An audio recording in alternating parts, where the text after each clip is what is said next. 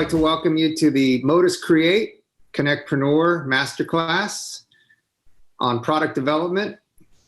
We're expecting a great presentation today from the Modus team, which is led by Pat Sheridan, who is a managing director and founder of Modus Create. I will introduce Pat very shortly. I first want to introduce my co-host, Skylar Rallison, who, if you have any questions at all, need any logistical support or any technical support, please direct message with Skylar and she can help you. This is the first part of a two-part masterclass. As you can tell by the curriculum, it is a pretty aggressive and ambitious program. We have a lot to cover today as well as next Tuesday. There will be some homework, quote unquote, assignments so that you can maximize your experience. But I think you'll find this really rewarding. And this is strictly for the CONNECTpreneur alumni community with a few VIPs. So I want to thank you guys for being part of our community. And I really want to thank the Modus Create team for being part of our community, as well as a financial supporter and sponsor of our community as well. The final thing I want to mention before I turn it over to Pat is we do have a Slack channel for this masterclass. So feel free to join the Slack channel for the community, and then Skylar will put you into the masterclass. It's a private Slack channel, so it's not publicly available. She'll put you into this particular masterclass Slack channel so that you can continue networking with each other and communicating with Pat and Dimitri and JD and team. So with that, let me introduce Pat, who's a good friend, a fellow Georgetown University entrepreneur in residence, and as I mentioned earlier, founder and managing partner of Modus Create, which is arguably the premier digital transformation consulting shop in the country. Luckily, they're based here in Northern Virginia. They have done great work for some companies that I'm involved in, that I've invested in and been on the board of, and I couldn't recommend them more highly. And Pat is just one of those amazing thought leaders that is a real gift to our community here. So let me turn it over to Pat. Welcome and thank you so much, Pat. Hey, Tien, thank you for that humbling intro. Very excited to be part of this community and workshop today. And to just give some context for folks on the line, so the idea for this workshop came when Modus was asked to present a workshop on rapid product development at one of the first Lean Startup conferences. For those of you that have probably read the book, The Lean Startup, we're kind of very early involved in that community. And one of the things that we find, whether we're working with a startup team, a company that's kind of in scale mode, or even big enterprises, is that the nature of software development, the underlying tools and methodologies are constantly evolving and changing. And what that means in terms of building a product roadmap and having confidence in your estimates and really bridging the gap between product strategy and really running a software factory takes a lot of work. So I'm really lucky to be joined by two of the leaders on our consulting team, JD and Dimitri, who can introduce themselves. But we really looked at taking this analogy of kind of going from your idea into a set of workshops and sessions to really get outputs that you can use to activate your team, to communicate confidence to your CFO or to investors on the budget required to build. It's really about going from strategy to the very tactical pieces you need to move your product forward. So with that said, I'll hand it over to JD and Dimitri. You guys can jump right in. I hope you guys enjoy it today. Thank you, Pat. So let me get my screen share going here. All right, hopefully everyone's seeing the screen. So yeah, thanks Pat, thanks everyone for joining us here today. Like Pat said, my name is JD Jones. I'm Director of User Experience at Modus Create. I'm also joined today by Dimitri. Dimitri, you wanna give a quick intro as well? Sure, hi, my name is Dimitri Naidionov. I'm product strategist at Modus Create. And I specialize in Kickstarts. Awesome. Yeah, and Kickstart is what we're going to be talking about today. So when we say product development, Kickstart is kind of our word for that. More on that here in a second. Just to cover the agenda and what we're going to be doing over the next two sessions. Today is all about focusing on workshops that you can use to prepare your team for a successful product launch. In between the two sessions, we'll have a homework exercise that will help you apply a lot of the things that you'll learn today. And then session two will be actually giving you some feedback on that homework exercise. We'll be asking for some volunteers to, show the work that they did. And we'll also talk about, okay, you've done these workshops now, how do you actually put them into practice and, hit the ground running with your actual product development project. So just some general housekeeping before we dive into the actual content. Let's talk ground rules. So if you do have any questions as we go through, please put them in the Zoom chat and we will get to them at the end. We do have quite a bit to cover today, so we'll probably move through the entire presentation and get to those chats at the end. So yeah, with no further ado, let's talk about Product Kickstart. I keep using this word Kickstart, and you're probably like, what is that? So Product Kickstart is a set of workshops, essentially. And the idea is when you leave those workshops, you're going to be preparing your team for a successful product launch. Why did we create Product Kickstart? Well, really, to put it bluntly, because most software projects fail. In fact, I'd wager a guess that there are probably people here on this call who have built failed software projects, myself included. And we've learned a lot through that, and those learnings have been put back into these workshops. The reason that software projects fail is because they start off on the wrong foot from the very beginning. Teams start these projects really without the foundations of success, and those foundations are agreeing what success means, having an understanding of customer needs, having a clear product vision, understanding where their product fits in the market, or even like basic things like just having requirements written out or having a technology plan. So today we're going to walk you through a set of workshops that really anyone can run to get these fundamentals right. Whether you want to craft a compelling story to pitch to investors, or maybe you're just looking to deliver on the ROI that you've already promised to investors, you'll leave here today with a playbook to do that. So I won't bury the lead. Let's get into the workshops. So I want to give like a big picture at the beginning here. With the rise of design thinking, I really think that workshops have become like all the rage these days. You've probably participated in like a few designy type workshops yourself. And some of these workshops are just done as one-offs. Sometimes they come off as like design theater and there's no real clear line to value.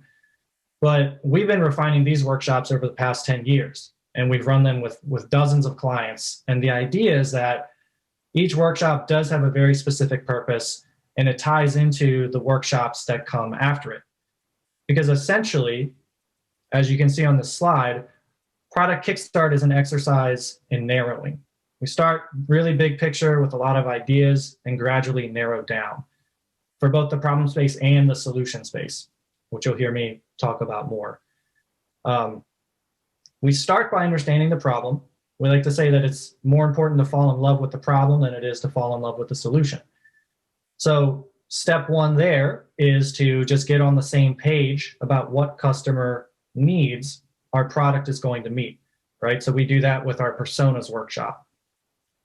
From there, we go into journey mapping. And the question that we're going to be answering there is like, which of those customer needs are most painful for people? Where should we really focus our energy first? Then we get into goal alignment. What we're trying to do there is answer the question, what will this product do for the bottom line of our business? The cover story exercise, it's really an exercise in visioning. So what does our 2 to 5 year product vision look like? Creative matrix is now, okay, how do we execute on that vision? How do we actually meet our users' needs? What ideas do we have around there? It's kind of like a brainstorming type exercise. User story mapping, we go one click down, even more specific to, okay, what features are we actually going to build? And which of those features are most valuable? So again, bringing it back to this idea of prioritization. Then design studio, again, getting more specific, we're going to start exploring what does the UI actually look like? How does it work? And from there, once we sort of have an understanding of what the solution looks like, we'll talk about how do we actually predict if we're going to meet those business goals that we defined, back in session 3 in goal alignment? And then at the very end, we come up with a research plan that just identifies what are our riskiest unknowns and how can we actually reduce that risk and answer those unknowns. So that's Kickstart at a high level. That's the process. So what we're going to do now is dive into each one of these workshops. And I'm going to hand it over to Dimitri to discuss assumptions and research questions. Yes. And people often, if not always, have some assumptions about their product. And fortunately, more often than not, those assumptions have not been verified. And without proper research, companies embark on building products, building journey guided by those verified assumptions, and then their products fail. Unfortunately, the principle build and they will come doesn't often work. Assumptions are very valuable, inevitable. You have to start from somewhere. And the essential piece of our work is validating those assumptions. We do it through research. We understand that during workshops, many more assumptions than initially will arise. And we ask you participants to write them down. Any assumptions, any questions that you have during the workshops, write them down. Later, they will become the base for our user research. And when we come to the research planning workshops, those would be the input for the, those assumptions and unknowns would be the input for the user research. Thanks, Dimitri. Yeah, so basically any workshop we're doing, like Dimitri said, we're noting down those assumptions and unanswered questions. But the first workshop that we're going to dive into today is our personas workshop. For each workshop, we're actually going to talk about sort of the inputs or prerequisites to run the workshop, and then what you get out of the workshop. So for user research, or sorry, for personas, user research is one of those prerequisites because we base the personas on real people. And what you get out of it is, no brainer. It's a set of personas that you can then circulate throughout your company. And most importantly, you can refer back to them throughout the design process, throughout the product lifecycle. And you've probably heard of personas before or seen them before. Essentially, a persona just describes like an archetypical product user or customer. And they're really meant to focus on behavior patterns. So you've probably seen personas that focus on like demographics, like, oh, this person's 30 years old and they have 2 kids and they make $60K a year. But really, like a lot of times those stats are not really helpful at all when it comes to making design decisions. And that's really the purpose of a persona. A persona should indicate a change in design direction. So like, as an example, let's look at our slide here. We have Ali, who drives a Lamborghini, and Sansa, who drives a Ford Pinto. And the question we can ask ourselves, well, is the car the person drives actually relevant? Will it help us make design decisions? Well, if we're designing a site like TrueCar, sure, definitely, it's going to be relevant to us. But if you're designing like ESPN or like some other site, no, it's not really relevant at all. And this is like a mistake that we see people make with personas a lot. So that's kind of why we're discussing it. So after you've done your personas workshop, you can create 2 things. The first is what we call a persona summary. It's a quick overview of the persona's goals, their key behaviors, their frustrations. And if you've seen personas before, this probably doesn't look too unique to you, right? But where we make it more useful is we actually take it a step further. Because if you were just to create this persona, it's still not super useful in helping us make design decisions, really. So what we do is we create what we call a persona scenario. The scenario really includes all of the like rich contextual detail that we know about our users. And those details really lead to competitive advantages, right? Which is what we're all looking for. So like as an example, this persona that we have on the screen, we created this for a nonprofit whose mission was essentially to help users improve their financial security. So Jordan here, he's in debt, so much so that he's like delayed fixing the antifreeze leak in his car because he can't afford it. He's driving around, he's got headaches, he's got antifreeze all over the floor, he's like rubbing his windshield with a rag. We didn't make any of that up. That's all a real story from a real person. And it's compelling, right? It'll help you get buy-in from your product. And we uncovered this through user research. But beyond that scenario, this scenario also explains that Jordan has tried tools online to help him get out of debt. And the problem is that they all assume he has enough money to make his payments, right? But that's not the case. He doesn't have enough money to make his payments. So right there, just by doing user research and creating these personas, we were able to identify a problem that really no one else in the space was solving. And it led to a competitive advantage. It led to us making a design decision to build out a feature set to solve that problem for Jordan. So personas often get like a bad reputation because people mistake them for something that they're not. So I think it's real quick, let's just talk about what a persona isn't. So a persona, number one, is not an average. It should really represent the range of your customers' behaviors, right? So if you've got some people who are price sensitive and some who are not price sensitive, you don't want to create a persona that's like in the middle. You want to capture both of those on the opposite ends of the spectrum. Personas also are not roles, right? This is another common misconception that we see. A role is task and permission based, right? Whereas a persona is behavior based. So like, again, another example, if we look at these two realtors, our first realtor, their goal is, I want to sell as many homes as possible, no matter the price, right? Then we have our second realtor. They're different. Their goal is to sell, multi-million-dollar homes, and they're working with a different clientele, and they only want to sell like 3 to 5 per year. And they're very high touch with their clients. So they're both realtors, right? They both have the same role. And you may have been on projects, right, where the persona that you create is just realtor. Realtor is the persona. But that's actually a role. The persona is in the fact that they have different goals, they have different behaviors, and they're approaching the solution differently. So now that you know what a persona is in more detail, let's talk about why do we even create personas to begin with. Number one, we all need to be on the same page about who we're designing for. That actually helps your team argue a lot less. They make decisions faster because you can actually evaluate your solution ideas from the persona's perspective. When you disagree on something, you can say, hey, what would Jordan think about this? Let's go back to the persona and run it through a scenario with him. Personas also stop us from designing for ourselves.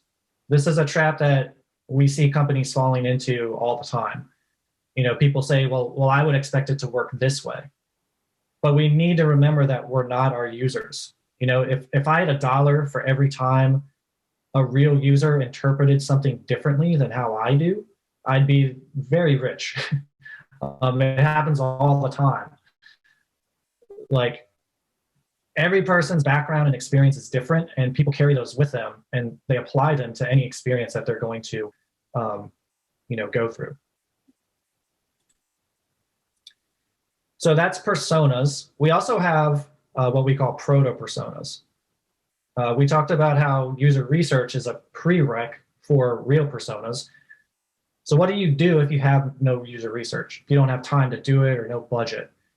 You can create these, what we call proto personas. The main difference is that while real personas are based on user research and real users, our proto personas are based on institutional knowledge. Essentially, your company's internal experiences with users, everything that we think we know about them. You're probably asking, like, well, why wouldn't I just do proto personas then? It sounds way easier. And that's true, it is easier, but it's also a much riskier approach, because user research, when done right, like we talked about, it always uncovers these competitive advantages more reliably. Like we like to say it's a cheat code, right? Because it's going to, like, knowing the users is the way that you beat your competition. So if we take a look at an example proto persona, this is actually one we created as part of an internal Kickstart for a marketplace app that we built. And you'll notice that the main difference here is that it's not at the same level of detail as the real persona, right? There's no scenario. And that's on purpose. That's because we don't have that rich contextual data that we discussed earlier. And if we tried to make that stuff up, that's when you get into, imagination land. So we can still use these to make design decisions, but it's much more based on our assumptions, right?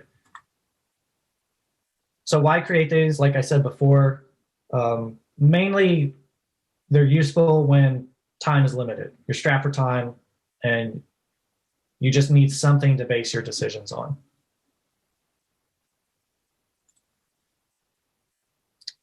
So that was personas. Now we're going to talk about customer journey maps, which are somewhat similar and serve a similar goal. But here you can start to see how we begin to build on the outputs from the previous workshops. So in our customer journey workshop, we're actually going to use our personas as an input. And out of that, we're going to get a customer journey map, a nice deliverable that we can circulate. So what is a customer journey map? And I'll show an example here in a second, but essentially it just visualizes the user's current experience, often across like channels and touch points with your business. So a touch point, if you're unfamiliar with that term, it's essentially anytime the user interacts with your business in any way, whether it's through a digital medium or in person, that's a touch point. So looking at our example, we can look back at the marketplace app that we've been kickstarting. And we can visually see the experience for one of our personas, the hobbyist seller. And I'm actually going to go into our full deliverable here so you can see it. So, you can see what is the hobbyist seller actually doing. He's, making small batches of food on the weekend that he wants to sell.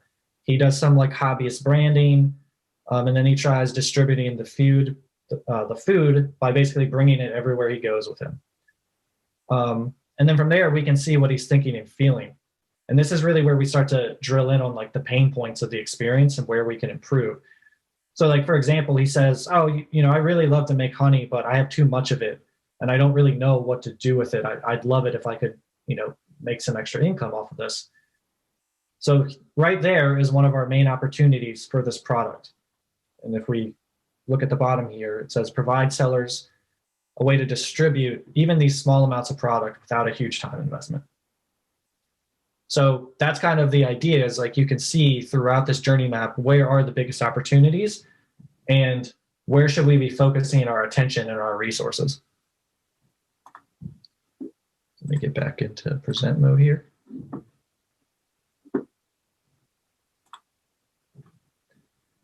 Right, so I kind of just said this, but it's all about highlighting the biggest pain points in the user's current experience. So you can decide which pain points to solve first, right? And you might be asking yourself, like, well, why do I need to do a workshop to create this? Can I just like hire a researcher to create this, or a design team? You could, but in general, for all of these workshops, in our experience, nothing helps your team believe in the research better than actually synthesizing the data themselves, right? If they just get handed a journey map that they had nothing to do with creating, they might give it a glance, but they're probably just going to forget it, and it doesn't become actionable. So it's super important to get people involved, and that's why the workshop is the way to go. And just as a note, at the end, we're going to be linking out to our Miro boards that we use to run all of these workshops. So you'll actually get to see like the step-by-step, here's how you would actually do it. But now I'm going to hand it back over to Dimitri, and he'll talk about goal alignment? Yes. So I mentioned assumptions before. Unfortunately, one of the most common assumptions is that everyone knows and agrees what they're trying to reach by building this product. And even if there is agreement, often companies don't know how to make sure that they are on track to reach the business goals. So this workshop, goal alignment workshop, we discuss current business model with our clients, and we take a look at what current metrics they're using. And we're using those as input, and we try to understand what are the desired outcomes, what will the product do for the bottom line. And we help customers to come up with a set of measurable business goals and set of KPIs to track them. On the next slide, you can see example from the same marketplace project, what were the sample business goals and metrics. So you can see that the first goal is to establish the product viability. We do through our research. But other goals, those are pure business goals.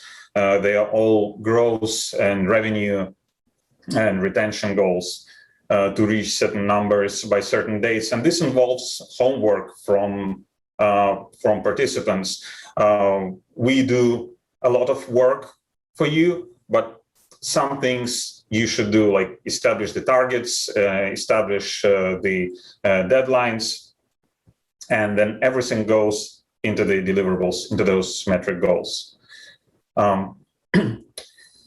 So why are we doing this? Well, first of all, of course, it helps everyone agree on business goals and agree on what success means for the product. And we help to come up with a methodology to objectively measure this success, metrics, targets, dates.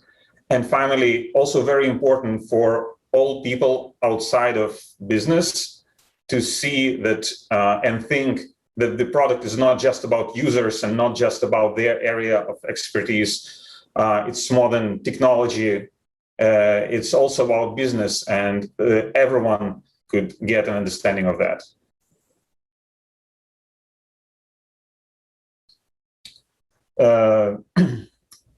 The next workshop is cover story. So in the previous workshops, we were working on the problem space. This is where we finally crossing into the solution space. We're going to work on the solution together, and what's it going to look like on the path to finding it? We dive into the workshop. Can you advance, please? So this workshop uses previously defined goals and personas, and it helps us craft a vision statement. And please note that vision statement is not immutable. As product develops and evolves, so is the product vision. So we need to return to it every couple of years and review it and adjust. So what is a cover story workshop? Imagine a future where your company thrives and a major magazine publishes an article about it. And not just any article, but a cover story. What will it say? We ask participants to actually design the cover of the magazine. And then we will discuss together what common themes are across all the stories the different participants created. And we use those common themes to craft a vision statement. And by the way, this is also example from our marketplace, from one of our previous projects. And it might even not have been created by a designer, but by a person in some other role, like developer or product manager. Well, not product manager, it wasn't me. So, but yes. Why are we doing this? Again, we have already agreed on business goals and we figured our roles and personas. But continuing the theme started in goal alignment, it is important that everyone could agree on destination before we start building the product. And product vision will guide priorities and decision on features and goals. And finally, it will just serve as inspiration to the entire team, not just the people working directly on this, but product team, stakeholders, even investors, they can show it to.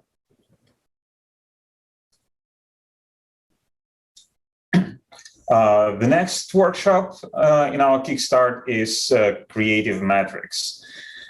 Creative Metrics helps teams generate innovative solutions by introducing some healthy constraints.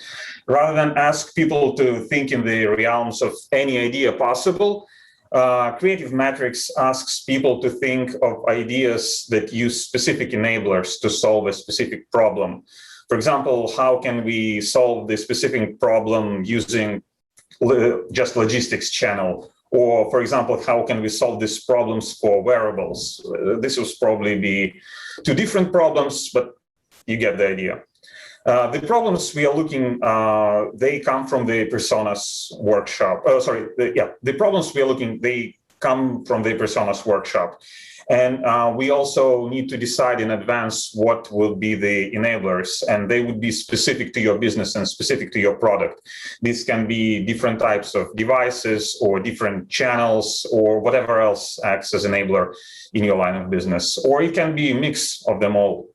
And we'll brainstorm together the problems within those constraints, and we'll choose the best ideas. So you can see an example of the ideas that came out of the Creative Metrics. So we see the problem statement here, and we have two enablers. So one enabler is how do we solve this problem through the communities, and then another enable is video audio. How do we create video audio content to help solve the described problem? And on the actual Creative Metrics, you'll see much more of those. Here we just use two enablers and one example of each, but on the real board, there will be a lot. These ideas will be swarming. There are multiple benefits of Creative Metrics workshop. Mostly the introducing constraints actually help to drive creativity, and they also provide guidance. And it also allows to think about the problem at the high level before getting into details. The next workshop we are moving to is a user story map. Here we are finally coming to the workshop that helps us decide which features are we going to build. And we will use artifacts from almost all the previous workshops as inputs, and we will come out with a prioritized list of features. A user story map is pretty similar to prioritized backlog. What differs it is that it is organized into the narrative, so you can see how different parts of your story interact on the actual timeline and how your entire workflow looks. So let's take a look at the example. We use email as example because it's familiar to everyone. So those are the tasks that users usually doing in the email application: search, read, label email, and delete. Those tasks can be grouped into activities. We're consuming email and we are organizing email. And also for each task we can split it into the specific user stories. What are users doing to complete those tasks? When we have the user stories, then we can prioritize them and organize into releases. So that's how we get to prioritized backlog. And you can easily see the dependencies between different parts. You can see what happens to the entire product once you start prioritizing or deprioritizing your features and stories. If something doesn't, if you remove a feature that is really necessary, your story stops making sense. There is a gap in narrative. So this is one of the purposes of the user story map, and one of its biggest advantages over the flat backlog is that it's very easy to see the gaps. Once you start moving around your stories and changing priorities, you can see how your narrative changes. And then it gets really easy to spot a missed requirement because story stops making sense.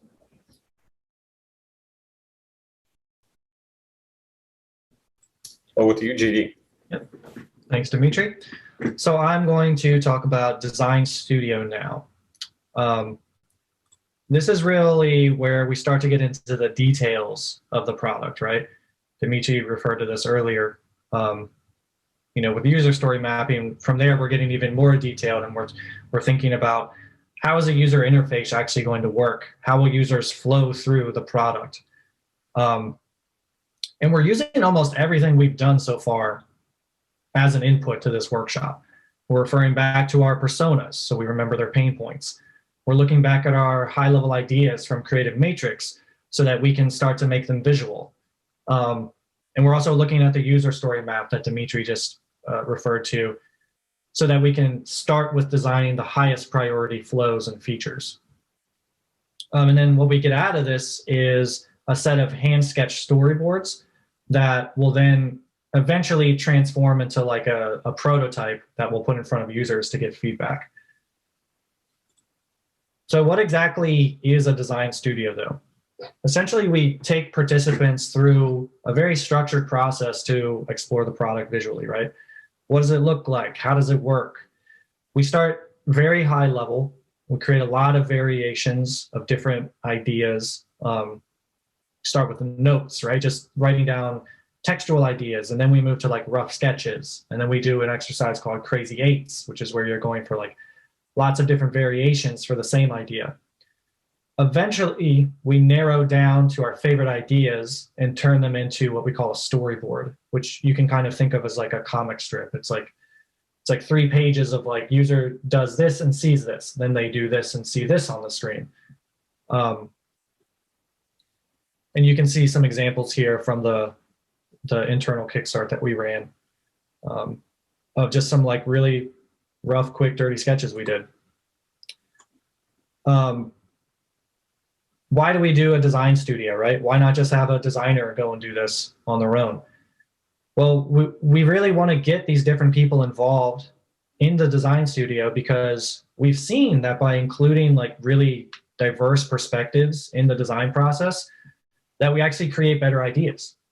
Now, when you hear diverse perspectives, you might be thinking like, oh, great, well, we'll never make any decisions because everyone's going to disagree. Everyone has a different perspective. But that's really where the structure of the workshop comes into play and where it helps.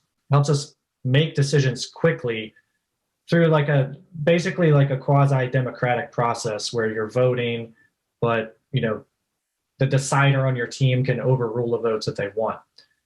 So we get that benefit of great ideas, but we still do it within our fast-paced, agile environment, right? Now, we often get a lot of pushback from our participants in these workshops because they're afraid of drawing. So it's important to remind your participants like, hey, we're not trying to be Van Gogh here. We're just drawing to communicate, boxes, lines, arrows, words. That's really all you need. And if you don't believe me, we've included some of our own terrible drawings in this deck. So you can see that it's really not about making it pretty. Like, is this a hand? Is it a turkey? No one really knows, but it doesn't really matter because we were still able to communicate the idea of this like virtual high five because we wrote the word high five right here, right? So the words came into play even though the picture is terrible. So that was Design Studio. Back over to Dimitri to talk about product KPIs. Yes, we talked about business KPIs before in the goal alignment workshop. And in fact, this used to be part of the goal alignment workshop until recently, but we redesigned our Kickstart and split some of the workshops to make it more efficient and more understandable and get more value out of it. So now this becomes a separate workshop, and we still run it on the same board as a goal alignment workshop. So later when you see the Miro boards, you will see. So what is product KPI workshop? From the goal alignment workshop, we take business goals And then from story mapping, we take a look at user story maps, and we are trying to understand how can these stories help us reach business goals, and what product performance metrics can we use or can we track to make sure that we are on target to have the to reach our business goals.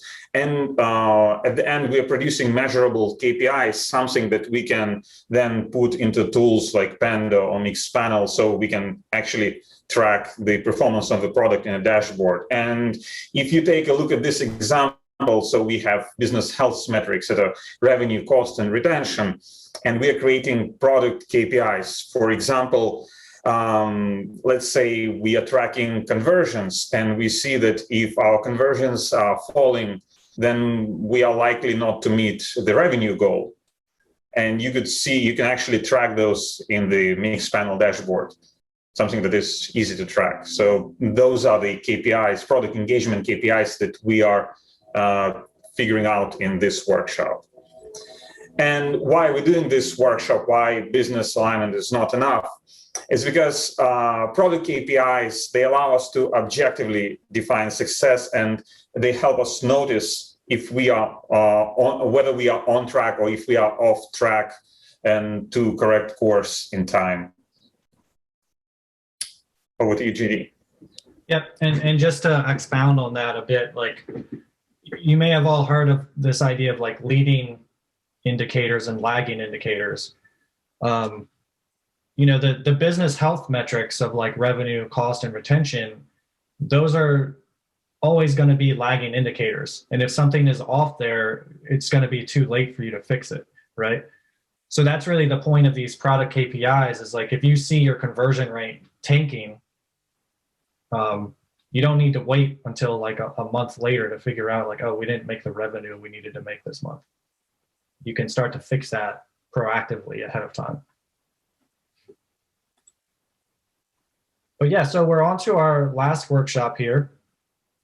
And this is really going to bring things full circle. So if you remember at the very beginning, Dimitri said that throughout this whole process, we ask our participants to note down assumptions, note down their open questions during all the sessions, right?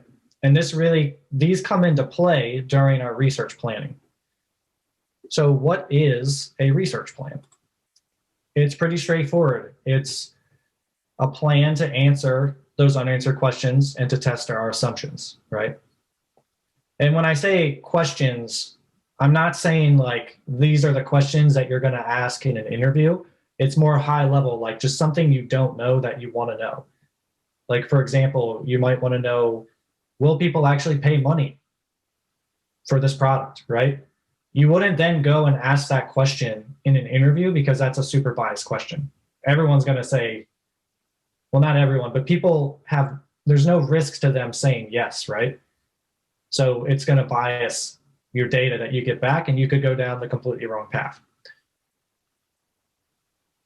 And really the idea is, in our research plan, we come up with a method, a research method to answer those questions and test those assumptions. So you can do things like digital experiments, like launch a landing page that just explains your idea, drive traffic to it, measure conversion rate, and then you understand like, okay, are people actually into this idea? You know, there are various different things you can do. So why do we do this to begin with? Well, we already talked about how important research is, right? One, it limits risk, the risk of like spending a lot of money to launch a product that, you know, potentially misses the mark.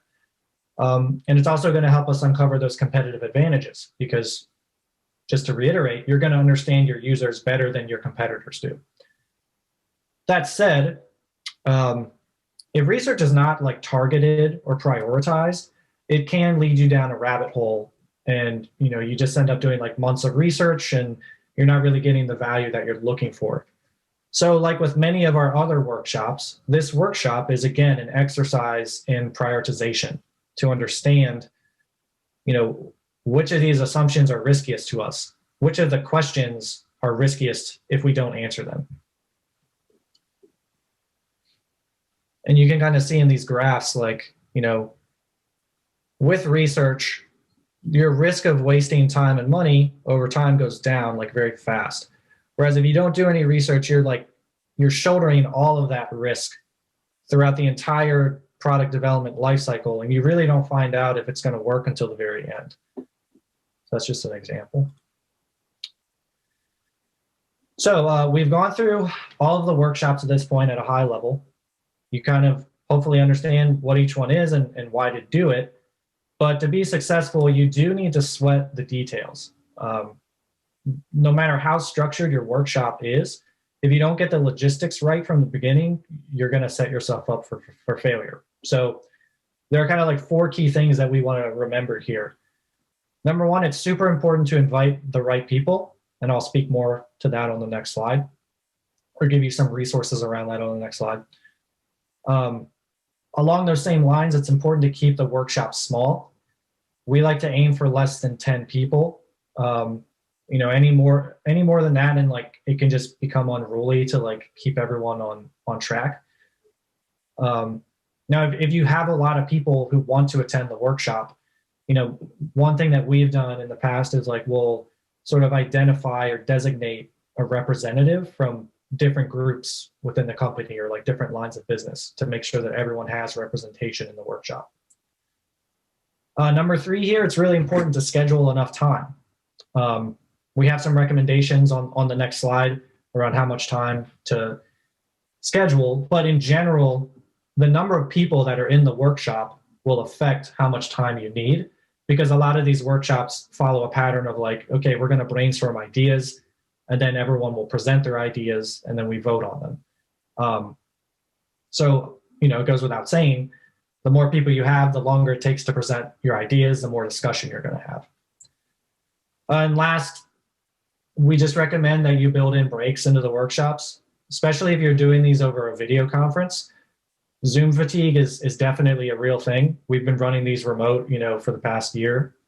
And in person, it was fine to like go for like 6 or 7 hours a day with a lunch break in between.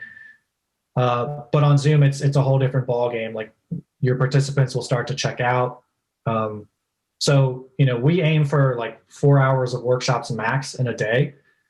We'll always build in like a longer break in between, a nice like hour-long lunch break, and then smaller breaks during the workshops as well to let people, refresh their coffee, get water, whatever it is.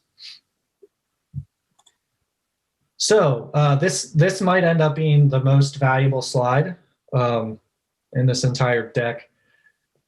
Each one of those workshops you'll see links out to a Miro board. So Miro is the tool that we use to run these workshops remotely. So if I open one of these up, or actually let's take a look at Proto personas, since that's going to be relevant to our homework. So hopefully you're seeing our Miro board here. And the idea is that for each one of these workshops, the board will give you the step-by-step instructions on how to run it. So we're not going to spend a ton of time like going through this workshop, but you'll be able to come in here and for the homework, and we'll go over that in a second, and just literally read through these steps to figure out, okay, if I want to run this workshop, how do I do it? So it'll be very clear for you there. The other thing for each one of these, we've listed out who you should have attend, right? So different workshops are going to require participation from different people. So some workshops you want UX and design to be there, engineering, product team. Sometimes you want the business and executives to be there. Sometimes you don't. And then we also have like a recommended time ranges. Again, just thinking about if I only have 2 people in the workshop, go for the lower end. If you've got 10, go for the higher end.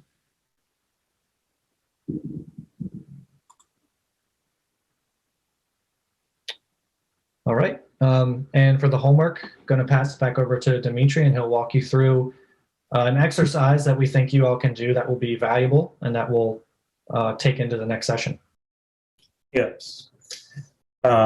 So for the homework, we'll ask you to run through a product persona workshop. You will need a Miro board that you have a link here. And you can either run it within your organization, or you can even fill in the template yourself. And on the next session, we'll take volunteers and we'll review the Proto personas. There are a couple of things that we ask you to do. Please do not directly edit the board. Use it as a template, make a copy, and this would help you keep your information private. And also you can save it for later for your own use. You can create your own, if you don't have a Miro account yet, you can create a free Miro account, make a copy of our board and continue work there. I think there are also some incentives from Miro for startups that we will be sharing with you later. So those are the ground rules, and we can just go into the workshop board and quickly review it.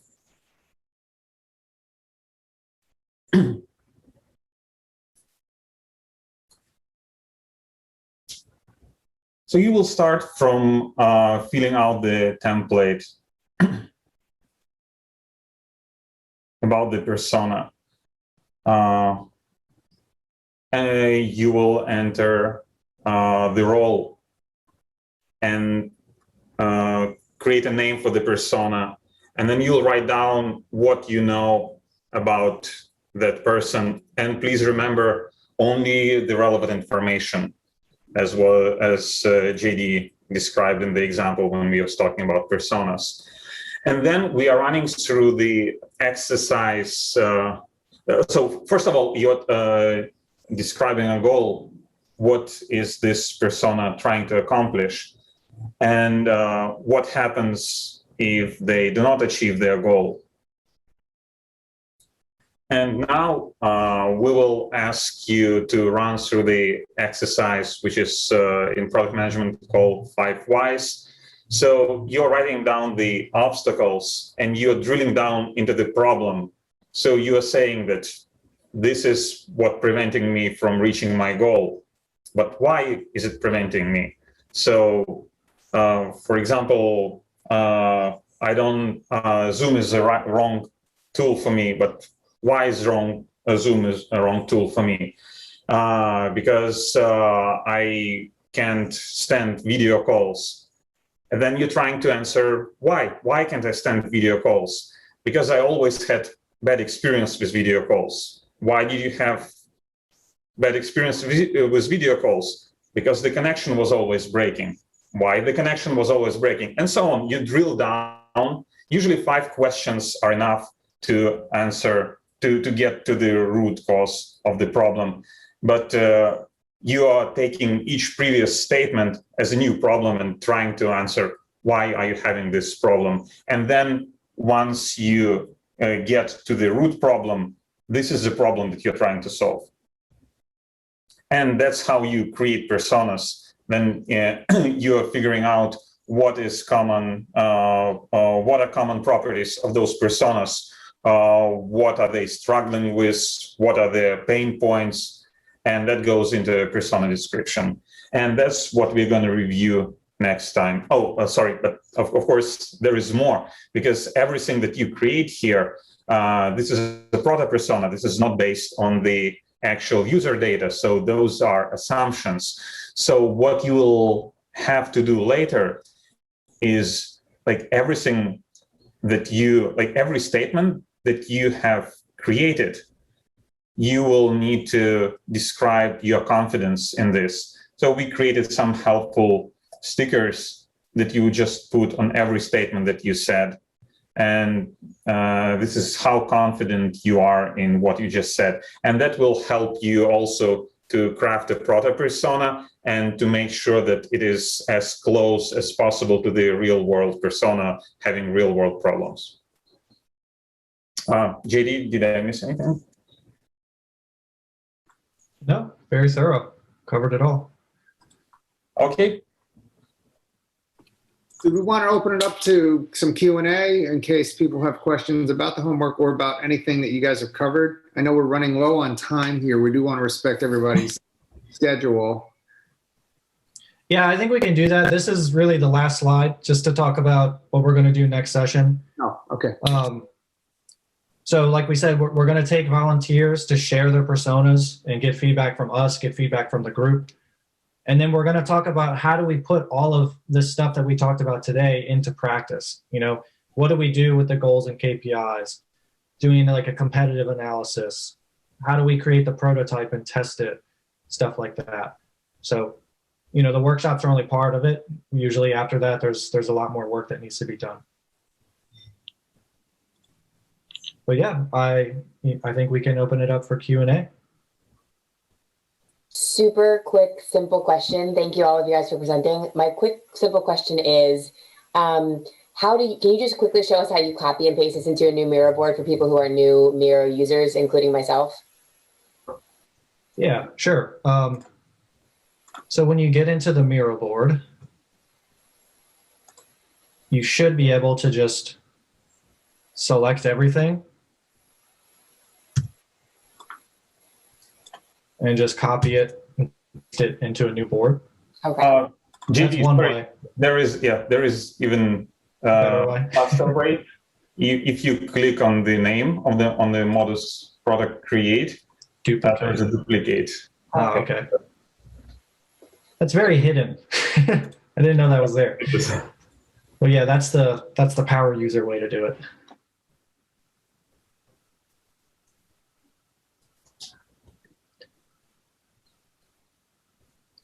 Any other questions? What exactly will we do with the Slack? What exactly will we do with the Slack? The Slack channel? Yes. Yeah. I think what we discussed is, if you're doing this homework exercise and you have any, logistical questions about how the board works, definitely feel free to shoot those to us in Slack, and, we'll keep an eye on it and answer. Okay. We'll Great. also share the video recording in the Slack page as well for anyone who wanted to go back if they missed anything. They can access it there. Wonderful. We can also put the link to the next session as well, right? Yes, I put that in the chat as well as the Slack channel. Okay, great. Any other questions for any of our? I have another. Oh, sorry. Go ahead, Allison. Go ahead. I have just one more question. I see that the main topic is software development, but I come from more of a creative product background. Is there, they'll have like a way to maybe help categorize people as far as like, this is my product versus just software in general, like to maybe help us introduce our business model better, if that makes sense. Like, Well, I'm trying to invent a new tire versus I'm trying to make an app, or I'm trying to build a camera, things like that. Yeah, I think one thing that you'll find is that, when it comes to software development, a lot of the processes and methodologies in software development borrow very heavily from disciplines that came before it, like physical product design, like architecture, and in many ways, it's lagging behind a little bit, to be honest. So a lot of these exercises will still be valuable to you. Like if you're building a tire, like it may not be user stories that you're creating, but you could still list out like, these are the features of the tire that make it different from all the other tires. And you can still identify who your audience is that you're selling the tire to, what problem they have, and how that tire is going to solve that need for them, right? Okay. Yes, it is very applicable to where I'm coming from. So I'm really excited about doing this. Yeah, Allison, I was actually taking screenshots of JD and Dimitri's presentation and texting it to my team on product development for non-technology product, because it's so applicable. It really was applicable. It was a nice surprise for me. Yes, me too. Thank you. And thank you for letting me chat so much. Thank you for taking my questions. Anybody else have any other questions, comments? Hi, I thought this was fantastic. Thank you so much. We are in a pilot with our software, which is a collaborative software platform and app for nonprofit organizations, social service agencies, and the families they serve. But this would be really wonderful as we're rolling out different additional features, et cetera, and engaging with the users. And so I'm wondering if you have some suggestion on whether we should kind of start at the beginning in terms of engaging them on the persona pieces and walk through the entire, journey, or if you have any other suggestions for, doing this process in a situation where we have a product that's in a pilot. Yeah, I think, one thing that we always do with our clients is like, we don't want to try to reinvent the wheel if something is already there. So, we'll take whatever we can get as an input into this process. So a lot of times our clients will have personas created, but they might not be at the level of detail that we need, right, to create those scenarios and make those design decisions. So, I wish I could give you like a hard and fast answer, but it's kind of going to depend on like the work you've done to date. If you don't have personas today, 100%, it's going to be valuable to do the persona exercise, even if you've already launched something, right? Because I guess one thing I didn't mention about personas is like, they're not written in stone. You can create your personas and then, you might do a pilot and start learning new things from your users. You got to take those learnings and get them back into your personas, right? They've got to be evolving over time. Thank you. That's really terrific. Yes. And we do have all various customer segments as well, so that, even doing the personas for the various customer segments would be very helpful beyond the pilot. So thank you. And I do see a question in the chat here. Where can we go to find groups of users for user testing? Are there online services that we can pay for a set amount of user tests and feedback? Yeah, there's definitely online services. We use a tool called Respondent for that. It's really great at finding pretty niche groups of people pretty quickly. I think you're very much hitting the nail on the head, though, that like if you want to find people fast to do user testing, compensating them is very important. So like with Respondent, they take, you can compensate them probably anywhere from like $60 for an hour to like up to 150 to 200 if you're like working with someone who, their hourly rate is pretty high.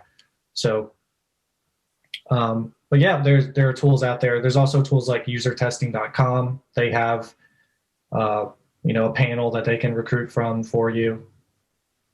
But yeah, definitely. Hope that answered that question.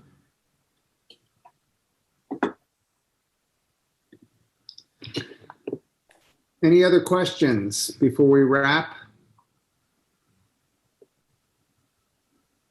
Well, I would like to thank everybody for joining. Special thanks to Dimitri, JD, and Pat from Modus.